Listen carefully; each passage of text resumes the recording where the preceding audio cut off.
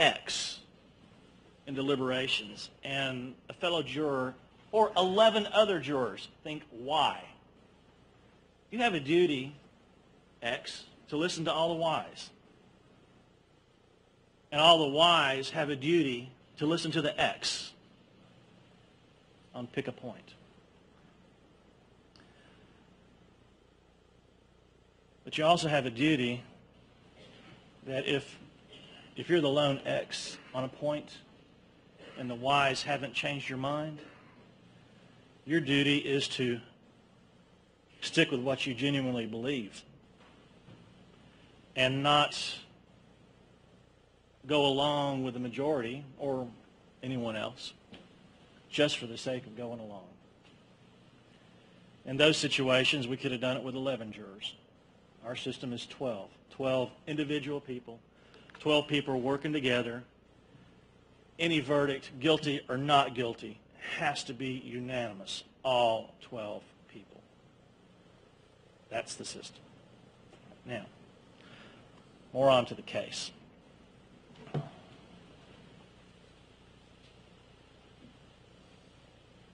Here again, opening wasn't proof, closing's not proof. And a good example of that is it appears the state's theory of what happened a year ago has changed from 2 weeks ago to today. The state's opening theory was Warren Crutcher was taken from house to house, and because it's a two-man job that way, Warren Crutcher was taken from the Foxwood house to the Huntsville house, or from the Huntsville house to the Foxwood house, and there was used, these women in his life were used as leverage for him to show them where the drugs are, show them where the money is. That was the state's theory 2 weeks ago. And that's the explanation for what's going on here. Now, an hour ago, the state's theory has changed to Warren Crutcher was shot in a car in a garage. And so was Amber. And they were shot at the same time. And then after that, then Mr. Moss and Henry Burrell went into the Huntsville Highway home, did their thing in there, ransacked and killed people, then drove over to Foxwood, I guess with 2 bodies in the car, and ransacked that house and killed Jessica Brown over there. And then drove down to Alabama and dropped off Warren Crutcher's body.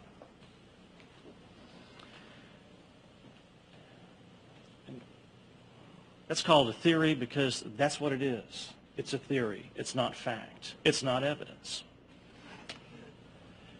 And not to fault the state at all, because, like was said also at the beginning of the trial, trials are kind of like puzzles. Not a bad analogy. Except this is a puzzle where when you put it together, you don't have the benefit of the box top. This is just in fact, tell you, a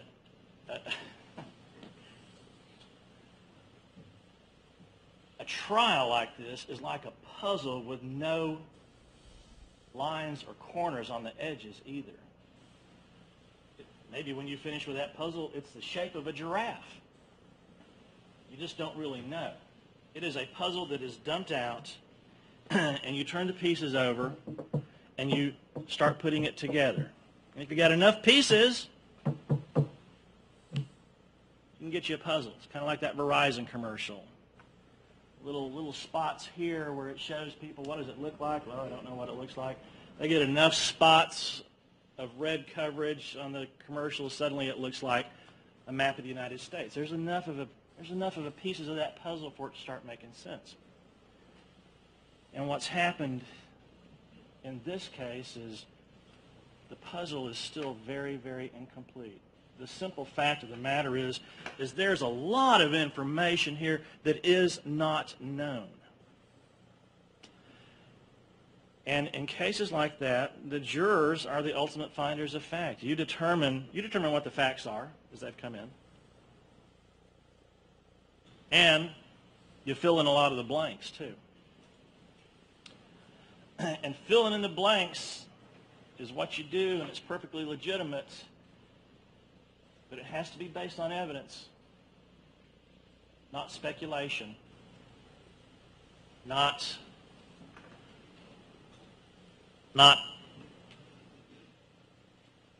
far-out thoughts. And we'll get to more burden of proof here in a minute. But let's talk about kind of speculation in general. Facts have been introduced at trial. Lawyers are now up here telling you what you've already heard and trying to help you make sense of it all. And just as the state's theory has changed from the start of this trial to the end of this trial, of course the defense theory is something different as well. And the defense theory is always going to have a different angle because, as the court's told you and you've been instructed, the state has to prove beyond a reasonable doubt not what's happened, but they're going to have to prove that my client is guilty of premeditated first-degree murder. That's what they got to prove. Not that somebody was killed, not that there was a drug dealer and some of his people that he was associated with, women and children killed. They don't have to prove that. They got to prove that my client premeditated and intentionally did it. And by the way, premeditation is more than just, I thought about it ahead of time. Premeditation is an act committed after the exercise of reflection and judgment. You actually have to get into the mind of the person that you believe committed the crimes to try to figure out what their state of mind was. So it's more than just, I intended to kill somebody and I thought about it ahead of time. That is not premeditation. Premeditation is that plus more.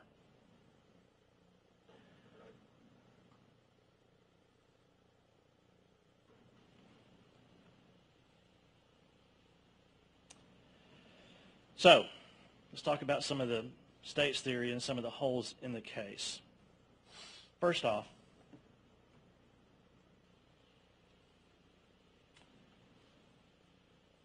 there's this thought that, and we certainly had talk about this, that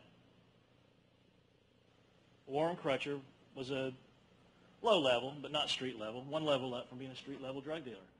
And the way the business works is you either got cash or you got drugs. And it's like any other business. I get $20,000 in product. I sell it for, let's say, $25,000.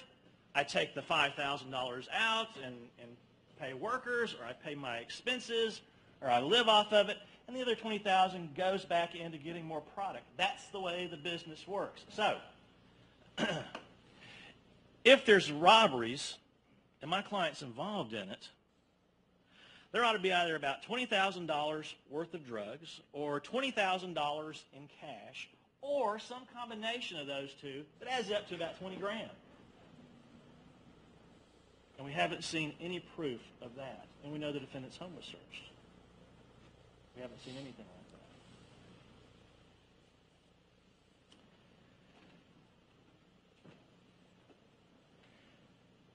Now, kind of thinking along those same lines, just to be thinking about it, you got these two different houses, Huntsville Highway home and the Foxwood home. These are the places where Henry would keep his stuff. Not Henry. Warren would keep his stuff, money or drugs. These are the places that other people didn't come to as far as people that he sold to. So this is where he keeps his stuff. And look at the pictures. It's going to be the same hiding places. You're going to, and people may think it's clever, but you're going to open up the return vent on your air conditioner. You're going to put stuff behind there. You're going to pop the eyes on your stove. You're going to put stuff in the space under there. You're going to knock the bottom off the stove or off the refrigerator, and you're going to slide stuff up underneath there. You're going to put stuff inside the refrigerator in containers maybe. Maybe you're going to pull down the attic and you're going to put stuff up there. Pretty basic stuff. It's not like somebody's cutting holes in walls or got secret compartments anywhere. The point to all that is, the proof is, Warren knew this because this is where he hid the stuff. My client's working with him. He knew the hiding places. It's the same places. Henry Burrell would have known the hiding places. It's the same places. The point to that is the theory of that all these people, or even that Warren Crutcher is needed to go and ransack these houses or to try to find this stuff, that these women couldn't tell where or wouldn't tell where, that's speculation. I mean, it's just speculation, which is different from facts. Some facts have come in, and certainly you draw reasonable inferences from the facts, but you can't wildly speculate and just fill in the blanks. So that doesn't make sense. That situation doesn't make sense. You know, you hear the concept, and I think maybe we mentioned this, I know we mentioned it. The burden of proof is on the state. The concept I think we also mentioned was the defendant doesn't have to prove anything. Now, that may ring well in some people's ears, and it just may, not mean anything. But I'll tell you what it means. What it means is, in this situation, right now, while I'm talking, what you should be thinking, what I'm wanting you to think about is, okay, what about the theory of these women wouldn't tell or couldn't tell, that somebody was trying to force them to do that? Does that make sense? Well, has the state proven that? It's not my job to disprove it. It's not my job to come in here with other information and say, the state's theory is not right. It's their job to prove what they believe their theory is if it involves my client being involved in the crime. That's what it means to say the defendant doesn't have any burden of proof. It is never on me to disprove anything in this courtroom. I do not have to disprove anything. We did not start out this trial with a mark against the defense, and I've got to undo it. That is not the way it ever works. The state always has to fill in the blanks. They've always got to prove, beyond a reasonable doubt, every element of every offense before you can find the defendant guilty. And that is an important concept to remember in this case, because there are so many holes in this puzzle. You put it up on the board and you still don't know what it looks like. You just don't know. It's not enough. It's not enough to convict my client. Maybe it's enough down the road for another jury to deal with Henry Burrell. Maybe. That's another jury and another trial and another time.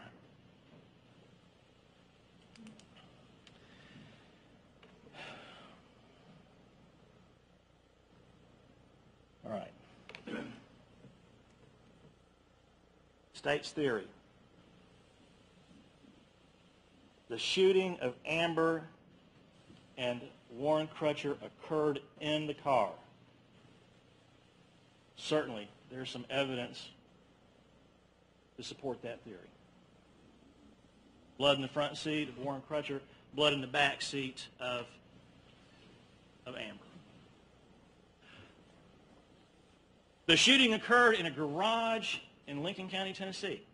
Well, really not proof of that. Now, we do have the body that appears to be moved from the car. But we don't have anything to indicate time of shooting. The theory is also that Amber and Warren were shot at the same time. Again, a theory. What is a fact we know? Warren Crutcher's body was found in Madison County, Alabama. Now, venue means where it was. For a person to be guilty of any offense in Lincoln County, Tennessee, the crime has to occur in Lincoln County, Tennessee. If it didn't occur in Lincoln County, Tennessee, well, we're in the wrong county, and your verdict would have to be not guilty on that basis. Now, venue, unlike the elements of the offense, venue only has to be proven by a preponderance of the evidence. And the way to look at that is if you've got a set of old-time scales. By preponderance is, if you want to consider percentage, it's anything over 50%. If the scales tip ever so slightly, that's by preponderance of the evidence. Beyond a reasonable doubt, to actually prove somebody guilty of an offense, way down. We can't give it a percentage, but it's a much heavier burden. So venue has to be proven by a preponderance of the evidence. And I would submit to you that there's no proof. There's no proof of timing. We haven't heard anything from anybody on what time were these people shot. We've ostensibly got some phone tracking that puts people down in Huntsville or up in Lincoln County. We don't have any proof, no evidence of time of death of these folks, when they were shot, how long they lived after they were shot, anything along those lines. In fact, what we've actually got is, remember the charts for the cell phones. We've got Warren Crutcher going down into Madison County, Alabama, is what we've got. And then we have some cell phone activity attributed to Henry Burrell and my client, we'll talk about that in a minute, occurring down in Madison County, Alabama, till, 1:30 in the morning. But the state's theory now is, look, that shooting occurred in Lincoln County in that garage, and that is nothing more than speculation. The facts actually show the more reasonable interpretation is things were going on down in Huntsville, Alabama, Madison County, Alabama. And so, yeah, there is a problem with venue. And two people were in that car. It's not just, this venue issue does not go just to Warren Crutcher. This venue issue also goes to Amber McCauley. They were shot if they were shot at the same time, in the same car, and that car is in Alabama, well, there you go. It's not a Tennessee case.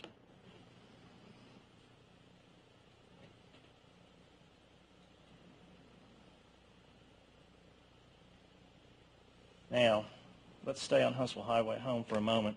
A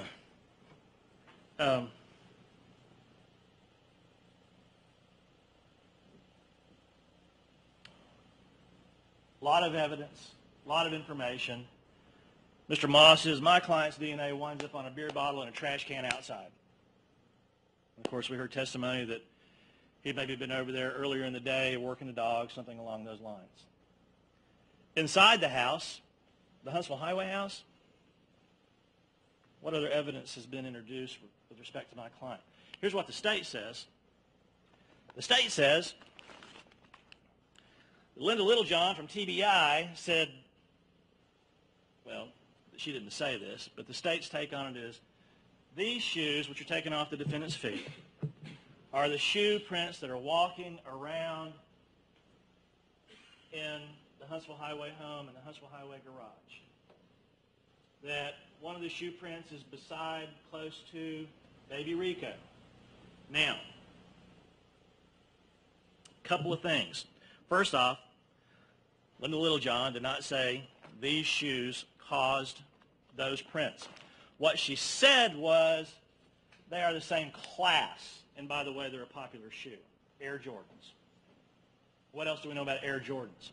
Angela Hill testified that Henry Burrell, when she picked him up, or when they, at some point from the time that he left the house and the time that he got back home that evening with her, he was not wearing the same shoes he had started out wearing that day before, and those were, she called them, black Air Jordans.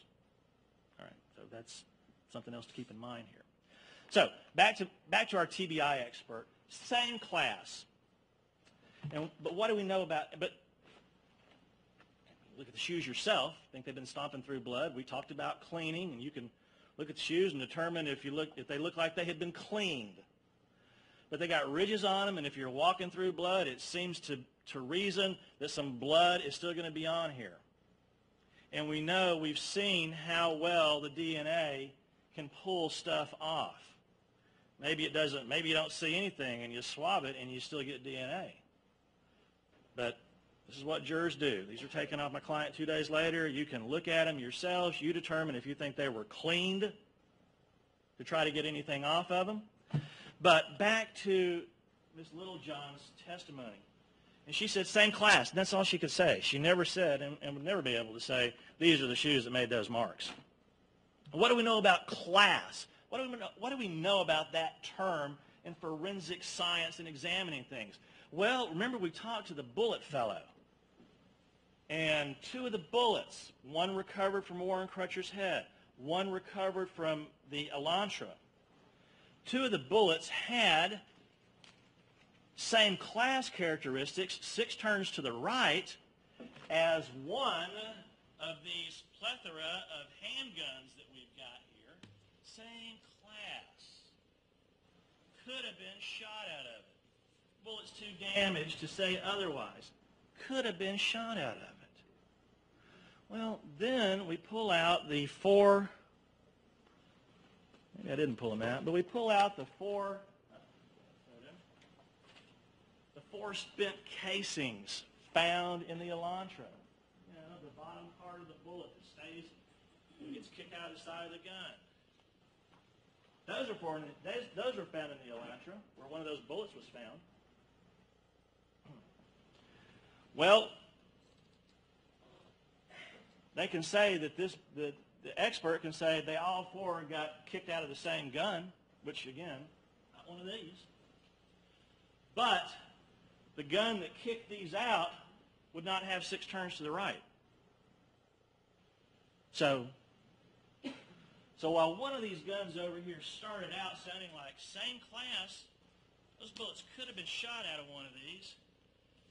If you think the bottom of those bullets is sitting there, then it didn't come out of either one of those because it was only a class characteristic that lined up, but the rest of it wouldn't. And that's what we've got with these shoes. It's a class, that's all. It's not like a fingerprint, it's not like a positive DNA match. It's just a class. And here again, we're talking about proof of identity of people beyond a reasonable doubt. And we see easily with the gun situation, class alone, a class characteristic match is not proof beyond a reasonable doubt, because once we got into it further, it was excluded.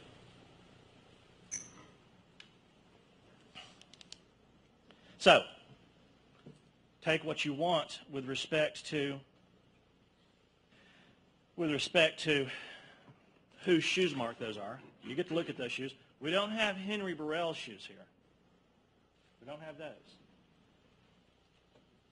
And you remember Henry Burrell, when Angela Hill, his girlfriend, was talking, that's the fellow that made the comment to her, words to the effect of, what would you think of me if I heard a female, something like that, and that he was gonna rob Teen. That's what she said Henry Burrell said, who also apparently owned a pair of black Air Jordans, and those are Air Jordans as well.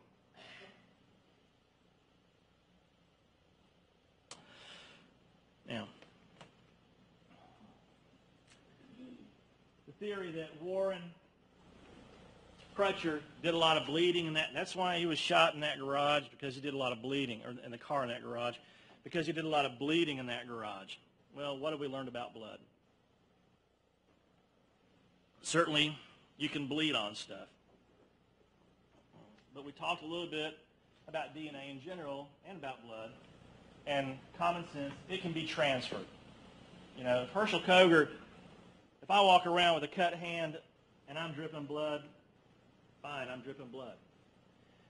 If I drip blood on my cup and I set my cup down and somebody else picks it up and moves it,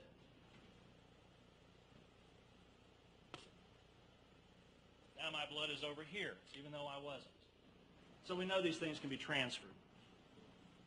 We also know that there was another Corona bottle found in the Elantra. Reasonable inferences would be that the bottle, and I think maybe the state mentioned this, came out of the car. And maybe the six-pack and all of that also out of the car. Blood could be on somebody, put on the hoodie. I don't know that we've ever got a whole lot of information with respect to the hoodie, but a little bit of blood on the hoodie. The point is with Warren Crutcher, the injuries to his head, which Dr. Lee said either of the three would kill him.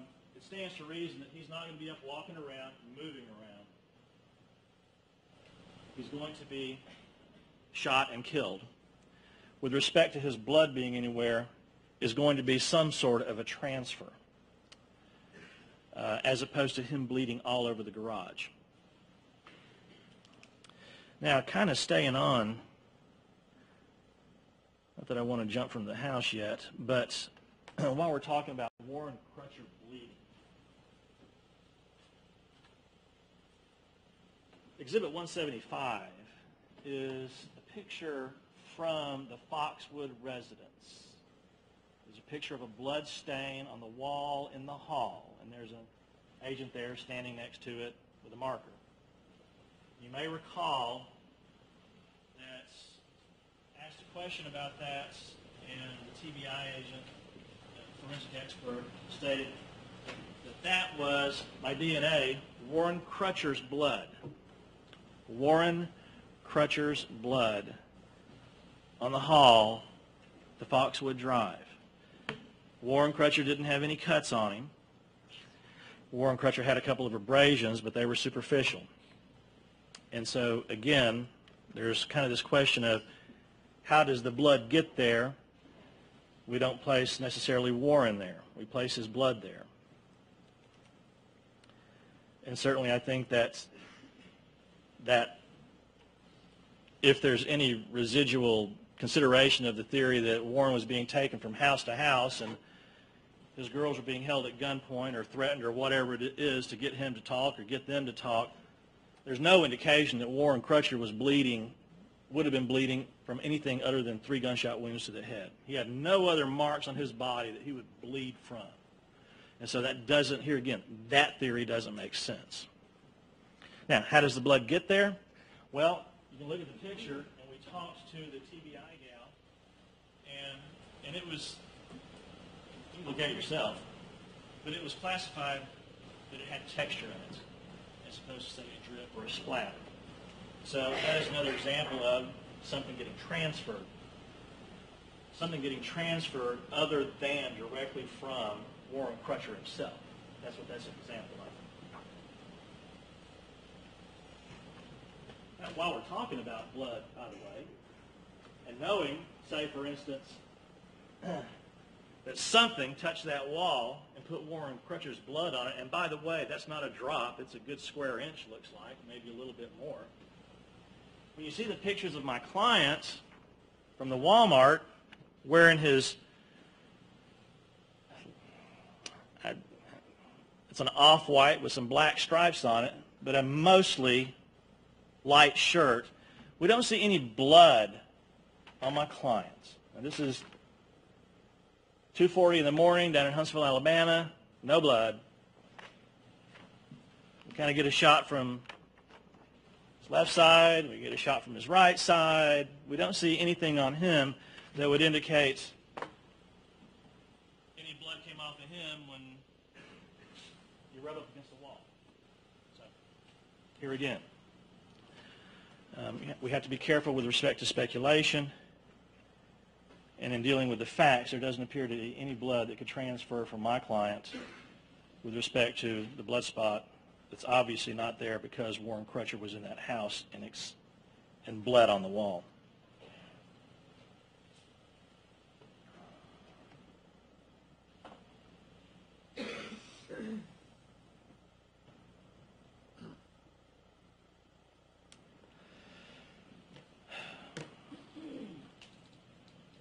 So let's kind of talk about instrumentalities here.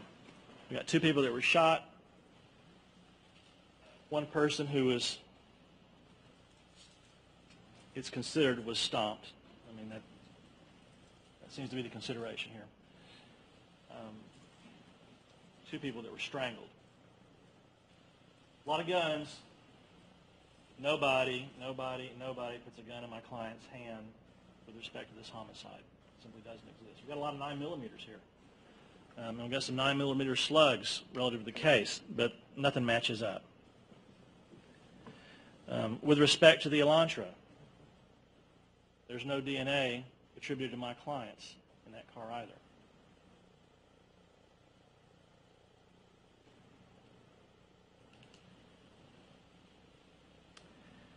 I don't know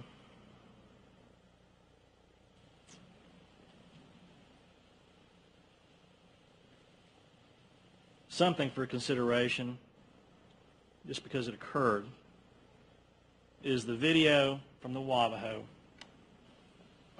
where Mr. Moss goes in to the ATM, and then a few minutes later, Angela Hill comes in, and as I pointed out during the video, peers over his shoulder and is actually touching him. At some point, she's manipulating or maybe taking the receipt out of the machine herself. Now, that's the same woman who came in here and got on the stand and was very, very, very emotional with respect to anything that involved my client. That's one of those things that you take it for whatever it's worth with respect to witnesses and their demeanor on the stand and their demeanor off the stand.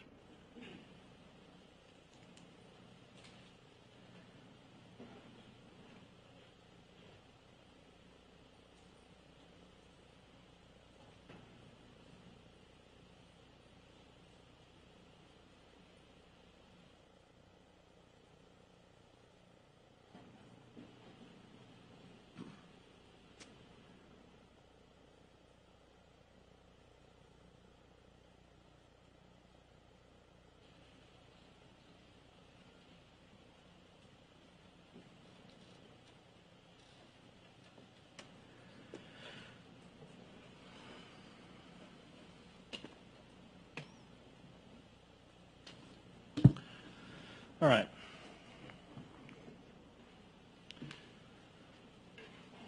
Day before yesterday, when we were getting at the very tail end of the state's proof, very tail end, Adam Eubanks testified. You may remember it was dark outside when we were doing that, but that was all the maps of the cell phone towers that were put up on the screen. And then there was all this talk about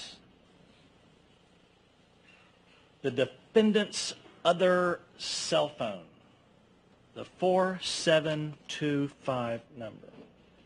Starts with area code 256. I stick with the last four digits.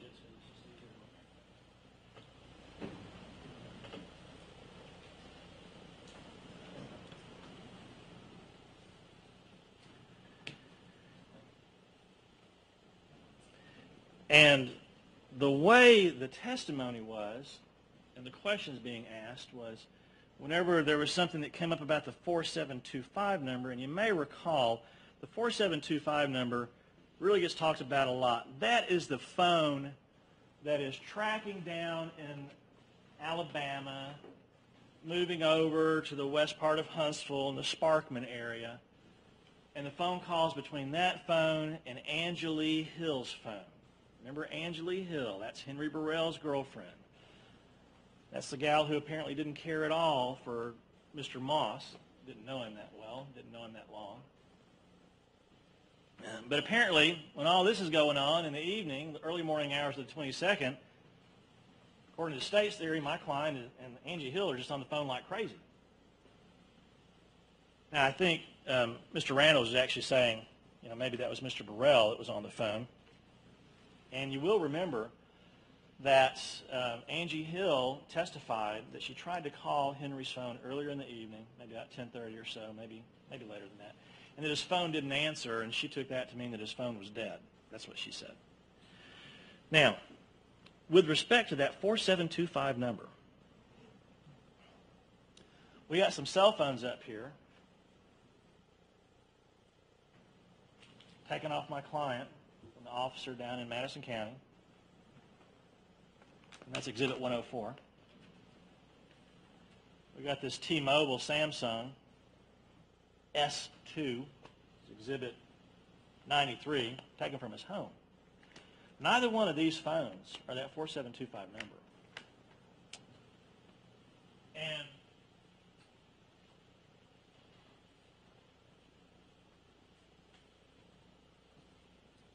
of all the records and documents we've got, none of these are phone records from that 4725 phone.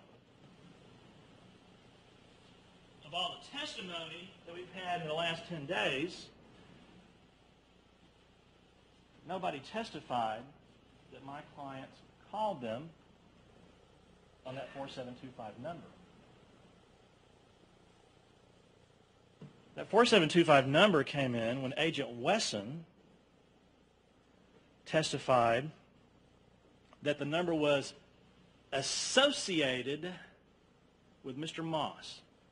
That's where Mr. Wesson went on to testify that it was actually both Burrell and Moss are connected to that number. Now that's how it came in. Now, look at Angelique's phone records, Angelique Hill's phone records. This is the number that she was calling and being called back that evening. There's no doubt about that. But what I'm telling you is this is reverse engineering. That's how this number gets attributed to my clients, not because anybody came in and said he ever used it. So we don't have any proof that my client ever used that phone, ever owned that phone, ever had anything to do with that number.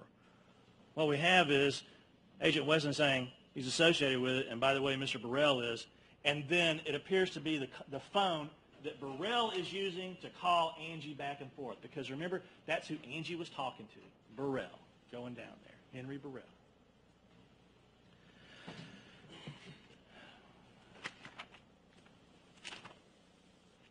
So, when you're reviewing your notes and thinking about the tracking and where everybody is and all that stuff, consider that with respect to that 4725 number. There's records earlier in the evening where my client was making calls or making texts from a totally, entirely different number.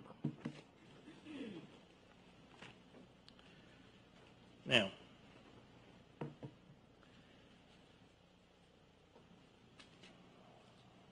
it is a tough case.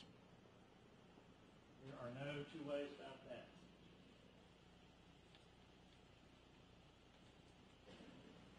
And it remains a case full of holes.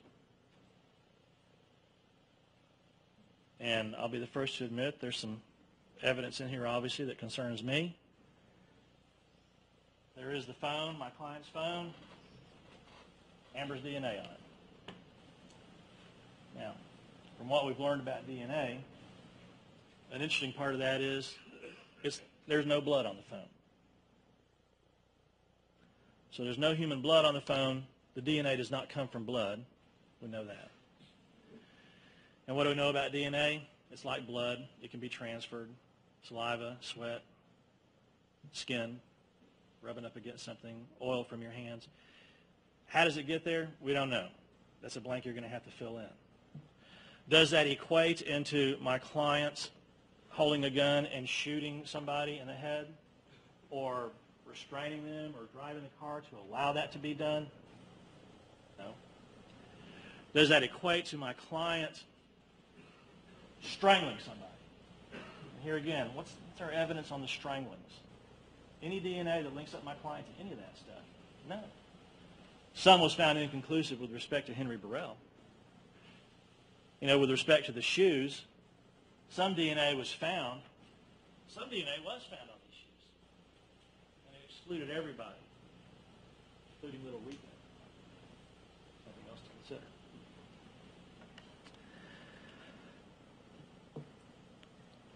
It is a difficult case. There are, as you would expect, a lot of people interested in this case. The courtroom's not entirely full, but it's not far off. But we've talked about this before.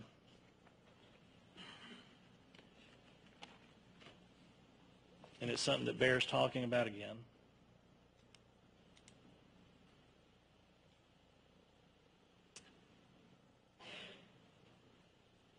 Emotion is not one of your tools in determining what's going on in this case. That having been said, you're going to have to put it aside. A child dead, a fetus dead, 2 women dead that knew Warren well, one who probably was just absolutely in the wrong place at the wrong time. None of it's good. It's all bad. Combined, it's really bad. But your job here is to determine, actually your job is not to determine who did this. Your job here today is to determine whether or not the state has proved beyond a reasonable doubt my client did this.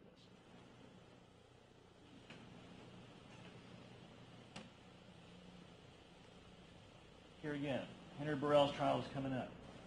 Maybe your view, while it's not your job to determine if Henry Burrell is guilty of this right now, certainly there's been enough information brought into this case to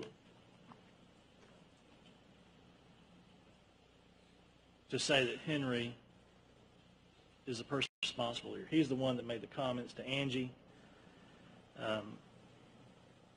He's the common denominator in all respects. There was some talk about criminal responsibility, and you know, in layman's terms, that's aiding and abetting. Taking that one step further, there is also, and you've been instructed on this thing called facilitation of a felony. It's a lesser degree of aiding and abetting. It's kind of aiding and abetting. It's kind of an aiding and abetting, knowing what's going on, but not really having an interest in the outcome. Things along those lines, kind of in layman's terms. The instructions go back with you. You can look at them. But that's something else to consider with respect to what we're dealing with in this case, if you're going to be considering criminal responsibility. And so with that, I'm going to leave you with what started out as a mystery, and in large part what has ended up as a mystery, and I'm not faulting the state for that. I think that's just the state of the evidence that we've got. But I'm requesting, based on the evidence that you've got and reasonable inferences, not speculation, that my client's not guilty. And let me do one final thing of beyond a reasonable doubt. You know, a lot of lawyers like to use the football analogy. You know, you got to get the ball all the way down to not across the goal line, but real close. You know, not just halfway across the field. You got to get real close. I don't follow football, so I don't know if you folks do either. But when you're thinking of beyond a reasonable doubt, and I'm talking about beyond a reasonable doubt with my client being responsible for these crimes, if the best you can do back there, singly or as a group, and singly counts, if the best you can do is maybe he was involved, maybe he did it, that's not beyond a reasonable doubt. If the best you can do is he probably did it, that's not beyond a reasonable doubt. If the best that you can do is more likely than not he did it, that's not beyond a reasonable doubt.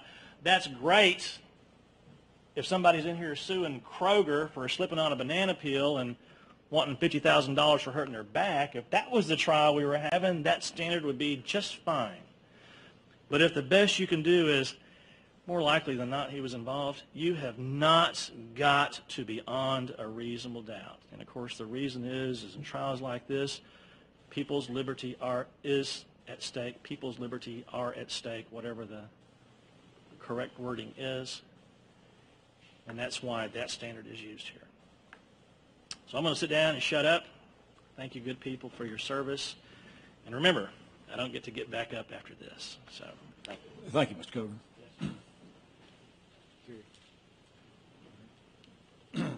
General, your rebuttal. I cannot agree with very much that the defense counsel had to say, but I will start with agreeing with one thing. This is a difficult case, but it's a difficult case for these people out here. The decision is not difficult.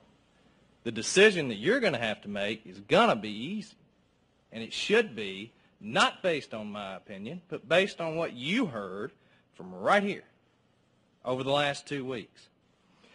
The defense counsel has raised several issues. I want to address each and every one of them because in his addressing of these issues, there's lots of information he didn't address and that he failed to tell you or to remind you what the full extent of the testimony was. So I'm going to go through that, and then before I sit down, I'm going to remind you of some other facts that you heard from the witness stand, and I'm going to tell you what the state's asking you to do. First, the defense counsel has given you this sort of theory about these commercials that are on TV, about where the dots go up on TV, and it's kind of the map of the United States, but you can't really make it out. That's the puzzle piece example he was giving you earlier. What that really is what these defense counsel do, and they will say, this evidence that came from here, that's one thing. That may be one thing, and it may be a lot, but what I want you to do is look over here. Look over here. Look at the holes in the puzzle. Don't look at the puzzle. Look at the holes. You may have that whole giraffe. You may have every bit of that puzzle with a giraffe, but he's missing his tail. So what's he going to do? He's going to say, hey, look over here at the tail. Tail's missing. Right? That's what that's all about. And that's what every one of these issues that the defense counsel raised is about.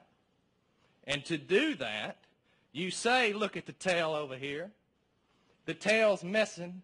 The entire part and the hair and all the skin of the tail's missing. And you ignore the fact that the bottom half of the giraffe is right there. And I'm going to describe the rest of that to you in just a second. Defense counsel also raised the issue early on in his discussion there about premeditation in this case. Premeditation. General Randles didn't spend much time on that in his closing because the evidence shows this is a case of premeditated murder. The defense counsel argued that that requires reflection and judgment, and how his theory could be that someone did not premeditate the strangulation of these individuals does not stay consistent with that proof. The theory that this defendant did not have reflection and judgment from shooting Warren Crutcher 3 times in the back of the head is not consistent with the evidence. The medical doctor told you that 3 shots to the back of the head is what happened, and the first shot was a kill shot. Right? The reflection and judgment to stomp baby Rico's head is proven through the evidence because the last thing Dr. Fang Lee told you was that Rico's cause of death was multiple blunt force traumas to the head.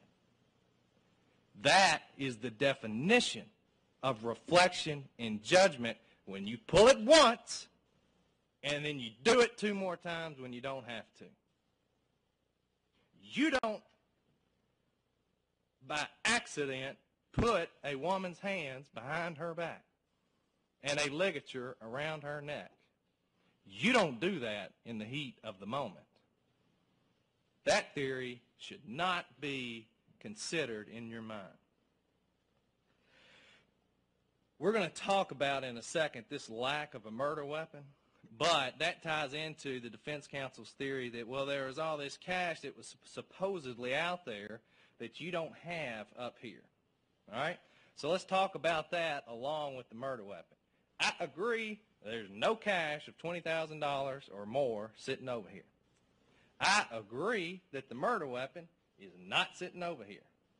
What you do have, and what the defense counsel failed to remind you of, was that you've got every one of the guns that Angelique told you where they were thrown out, that law enforcement went back and looked for the guns, and they were right there where Angelique told you they were.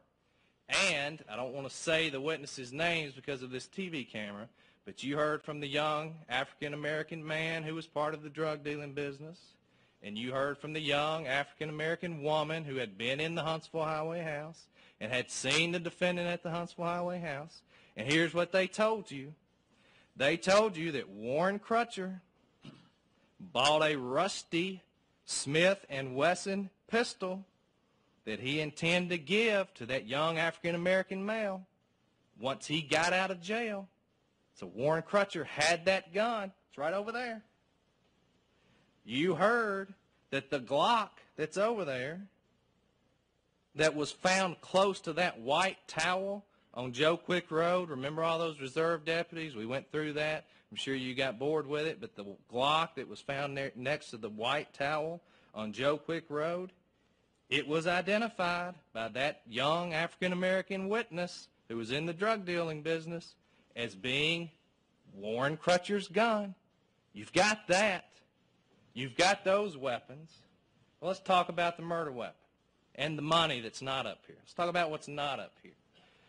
And let's talk about what's not up here, because I promised you in the opening that as the district attorney, I was going to make sure you were going to hear from every angle, right? Including what we didn't find. Because here's why that's important, and here's what we didn't find. You don't have the murder weapon, and you don't have the cash because they didn't put it with these other guns. They didn't throw that out at the same location here. Those items were treated as unique and special, and they are somewhere else, and I don't know where it is. But they got unique treatment because they were special. Here's what you need to remember. What did this man tell Brent Patterson that Henry Burrell had on his person at all times? A 9mm Beretta handgun. What did Gary Stevenson find on the Flint River Bridge? He found the gun magazine full of ammo that fit a 9mm Beretta pistol.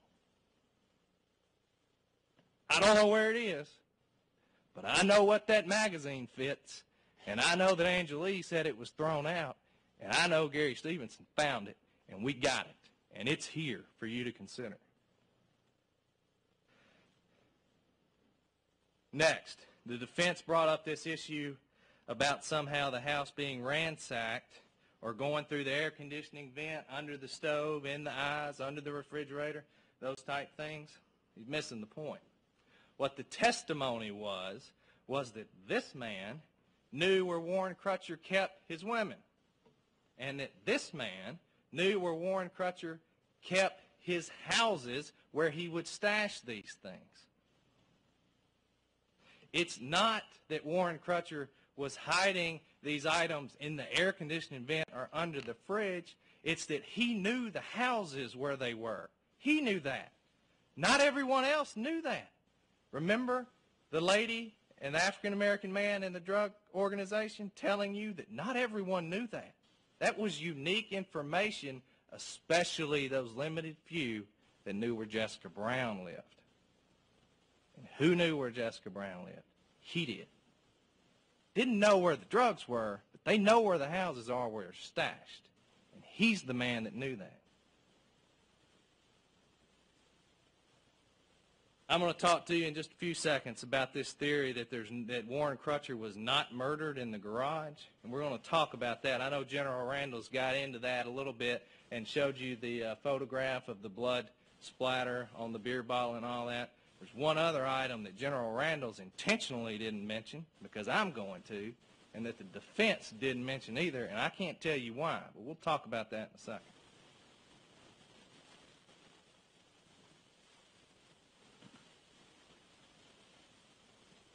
Before I move off of this page, I want to address the idea or the issue that the defendant raised in his closing about this 256-4725 phone number. And the implication that the defense counsel was giving was that apparently somebody else was using this cell phone. Somebody else was down there driving on the Huntsville Highway and using this 4725 phone number. The problem with that theory is that Angelique Hill sat right here and told you she was talking to Henry Burrell, and she stayed on the line so that he could give her directions on how to get to where she was going. She said she hadn't been there before, she didn't know where she was going, and she says she's on the phone with Henry Burrell. That's from Angelique Hill. What the defense wants you to believe is that that's not true. She was talking to some mystery third person, and that Angelique told you the truth about absolutely everything, including the fact that that's her boyfriend that she lives with, that she is telling this story about. But she lied about who she was talking to. That part of it she lied about. There's a mystery third person she's talking to. Yeah, she led the law enforcement to the guns, and she led them to the white towel, and she took them to Walmart, and she took them to Wavaho, but she lied about who she was talking to, even though she says she's talking to Henry, the man she lives with. Does that hold water? Nobody says when you came through that door you've got to check your common sense. Nobody says that. If you use your common sense, you understand what's going on. That's the look over here. Don't listen to Angelique. Just look over here. Don't fall for that. Now, let's talk about the next issue. When you boil down the defense counsel's defense, it really gets down to one thing. That's the look over here, but the one thing that has a defense to what came from here is his argument about these shoes, right? And here's his argument. His argument is that, well, I'm not sure that it had blood on there, and we're not really sure who was wearing those because, you know, those are popular shoes. They make a lot of those shoes. Anybody could have been wearing those shoes, including his implication that Henry Burrell was wearing similar shoes. That's what he said. What he didn't tell you, or what he didn't remind you of, is what you already know because you heard the testimony. First of all, I agree that the scientist says that pattern at the Huntsville Highway house is in the same class as the tread under here. We know that. He agreed to that. Same class. What he didn't tell you is the rest of the story. It's not just the same class, it's the same size. Why is that important? It's important because he told you that when Henry Burrell came to his house, he asked for clothes and he asked for shoes. And what did he tell Henry about the shoes? He told Henry Burrell, I can't help you out because we wear different size shoes. It's not a popular shoe that happened to be on some other random person wearing it in the Huntsville Highway house at the same time. That's not what's going on here. Moreover, the testimony wasn't that Henry Burrell was wearing shoes the same make and model. It's that he was wearing gray, red, and black Nikes. Michael Jordan may have those same pair of shoes in Charlotte, North Carolina. I suspect he does. You may have a pair like that at home. But what's unique here is that there's only one man in this courtroom today who was wearing those shoes, sending text messages saying, I'm with the lick, and I'm going to shack them, and he's wearing those shoes that are consistent with the pattern found at the Huntsville Highway house that fit him. That's what's unique about those. I'll grant you there's 100,000 pair of those, but not on a man sending those texts, and in that house, right where Adam Eubanks said he may be in that area. There's only one person who did that, and that's this man.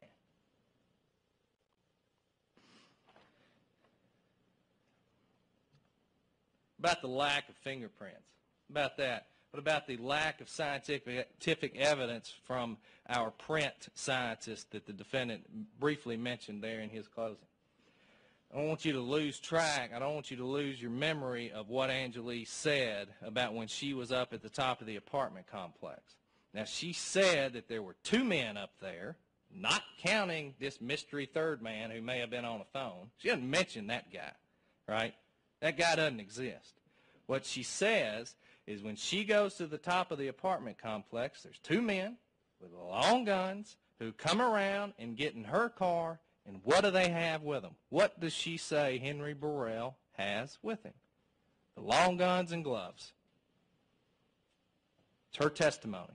That's the evidence. Those are the facts. The long guns and gloves. Here's what you know. Here's what you know beyond a reasonable doubt. You know why these people were murdered. Because you heard it from those young African-American witnesses up here. And I would say their names, but not with the camera. You know why these occurred. General Randall's explained it to you. You know when it occurred, despite defense counsel's opposition to that. You know because Tina Crutcher and Earl Robinson told you the last time they saw Warren and Amber. You heard from all those families and friends, and I would ask the question, when is the last time you saw and when is the last time you spoke? You know why, and you know when, and you know beyond a reasonable doubt. Specifically as to Crutcher, you know when because the doctor, Emily Ward, down there in Alabama, told you how many hours he'd been dead. 12 or more was her testimony. Defense counsel told you there's no evidence about when he was killed. It's not true, is it? It's not right. It's wrong. You know how. You know how Shabrea and her baby were killed. You know how Amber was killed. You know how Warren was killed. You know how Jessica was killed. And you know how baby Rico was killed. I don't have to repeat it. You heard it from the doctors who told you exactly how they were killed. You know why, you know when, you know how. I told you earlier how there's no question about premeditation for someone that's strangled with their hands behind their back. You know why, when, how, with premeditation, and you know where. He didn't tell you all of the where, but you know where, and I'll tell you where. You know where Shabrea and her baby were killed, in the bathtub. You know baby Rico died in the living room because you've seen the photograph and you've heard the testimony.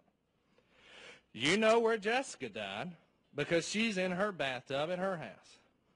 You know where Amber McCauley died because she was shot here to here into the post of the Elantra, drugged through the garage. That's important. When you're drugged through the garage with one gunshot bullet through your head, you bleed. Through the garage, into the laundry room. You know where Amber was killed. And you know where Warren was killed. You know where Warren Crutcher was killed. He was killed in that car, and he was killed in Tennessee, and you know that because of what General Randall's told you and because of what the defense counsel didn't tell you. What he didn't tell you was the testimony of David Stamm, the young deputy from Madison County, Brent Patterson, who went to B.H. Reeves Road, Joe Washington, Donnie Monroe, and those other investigators from Madison County who went out there and looked at Warren Crutcher's body. And Emily Ward, the medical doctor who did the autopsy on Warren. And what did they tell you? The last thing each one of those people told you in response to our questions, my questions, was that what did you find on the road at B.H. Reeves to Warren Crutcher's body? We had already described the body and what was seen in the wallet and all the brushes and leaves and all that. The last question was what was in between the road and the body. And the only thing that was found was the drag mark that Donnie Monroe showed you, and you have a photograph of. Amber McCauley is bleeding through the garage. Warren Crutcher didn't bleed on B.H. Reeves Road. He didn't bleed on the grass as he was drugged over to the wooded area. Dr. Emily Ward told you the last thing she said was he had abrasions on his arm where he was drugged. He wasn't killed on B.H. Reeves Road. He was murdered right there with Amber, right where General Randalls told you and showed you those photographs. And that's beyond a reasonable doubt. Now, let's talk about criminal responsibility because it's been talked about, but I don't think it's been explained. And I want you to understand it because it is very important. The judge has given you the instruction on criminal responsibility, and you're going to have it back there, but I want to read a portion of this to you. And when I read, I want you to think about what we have. This is what it says. The defendant is criminally responsible as a party to the offenses of first-degree murder or any lesser included offense if the offenses were committed by the defendant's own conduct, comma, by the conduct of another for which the defendant is criminally responsible, comma, or by both. Each party to the offense may be charged with the commission of the offense. Okay? Next paragraph. The defendant is criminally responsible for an offense committed by the conduct of another, comma, acting with the intent to promote or assist the commission of the offense, comma, or to benefit in the proceeds or results of the offense, comma, the defendant solicits, directs, aids, or attempts to aid another person to commit the offense. That goes on. It carries on for 2 more paragraphs, and you'll be able to read that back there. But I want you to understand this is a legal theory that you are given. When you have your documents back there where it says guilty first-degree murder, it doesn't have a separate, there's no second page for, well, he's guilty of criminal responsibility. The question is, if you think he passes muster on criminal responsibility, then you mark guilty of murder. Everybody understand? Now, that sentence says, or to benefit in the proceeds or result of the offense. Or results of the offense. To benefit in the proceeds. I don't think there's any dispute, and you may not remember it, so let me make it clear. These AK-47s started at Jessica Brown's house, right? That's the testimony from the stand. These AK-47s are found under this man's bed at his house in Newmarket, Alabama. Or to benefit in the proceeds or results of the offense. Those guns right there that were under this man's bed are the same ones that he took a photograph of that he was proud of and put on his telephone. I want you to remember that as you're deliberating. I'm almost done.